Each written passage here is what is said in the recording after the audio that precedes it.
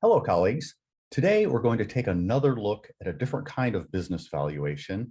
And in this case, we're going to base it primarily on SKUs rather than simply applying a percentage to an income statement.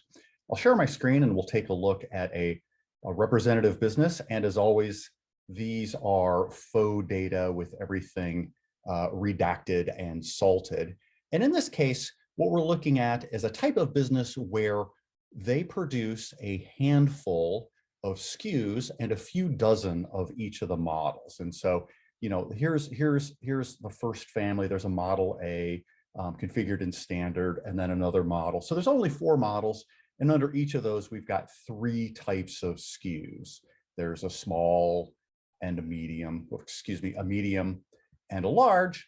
And what we do then is we take the income statement and a proportion of the balance sheet, and we break it out so that we can identify for each of the SKUs themselves what the financials look like. In short, we produce an income statement for every single SKU, and we create rep SKUs because even within, say, a SKU within a family, there's going to be some variance. So we start with, say, the normal income statement items, and we might perform some adjustments, which I've removed here, just to come up with sort of a representative look per SKU at what each of the SKUs financials look like. And this is useful for our valuation because then we can start to do some fun things as I'll show you in a moment. So what we've done then is for each of the models, we've taken a look at each of the SKUs and identified the income statement items relevant to each, either on an aggregate basis or a per unit basis, okay?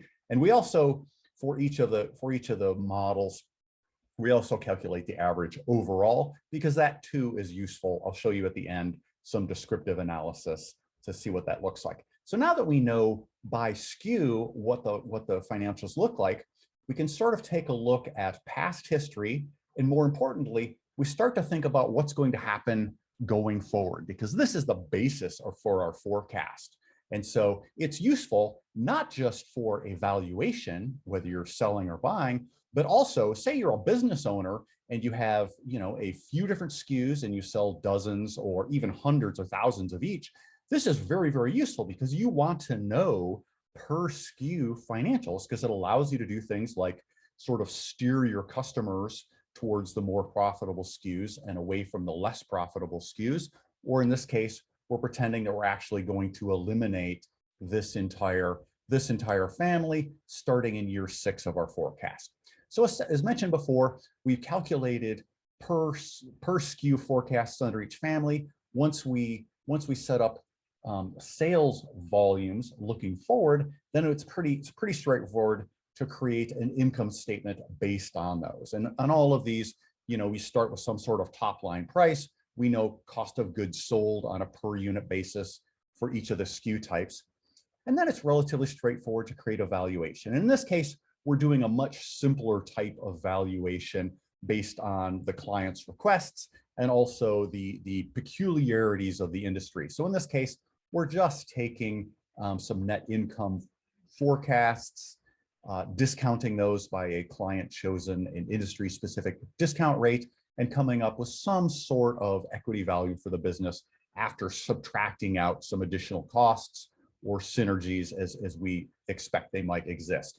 In addition, for this client, they were concerned that their potential acquirers might often be hung up on industry valuation multipliers. And so we take a quick look at both median multipliers for EBITDA as well as average. And we also do the same thing for median revenues and average revenues. And again, it's not necessarily that our client thinks their business is worth these amounts, but it's useful to understand if you're putting your business up for sale to have a good sense of what potential acquirers, what their calculations might look like. And so you can sort of talk to them, say, okay, this might be true, but maybe you've got a much better profit ratio. You're better at controlling costs. And we create a little graph over here just because it's fun, and we always like to create graphs. And lastly, and this is a little bit separate from the valuation itself, it's always useful if you can to try to take an income statement. If you can boil it down into per SKU or even per actual sale bases to try to take a look at what those things look like. And in this case, the client is manufacturing just a few dozen of a very specific high value product. And so it's not terrifically difficult to start to break all their sales, their supplies, their materials, all of it down on to a per SKU basis to give them a sense of where things are strong and things are weak. And we can even start to boil these apart. And again, these are all sample data. I've made everything anonymized, so there's not a lot of detail to see in the patterns, but we can break these out. So as mentioned before, there were 4 different models.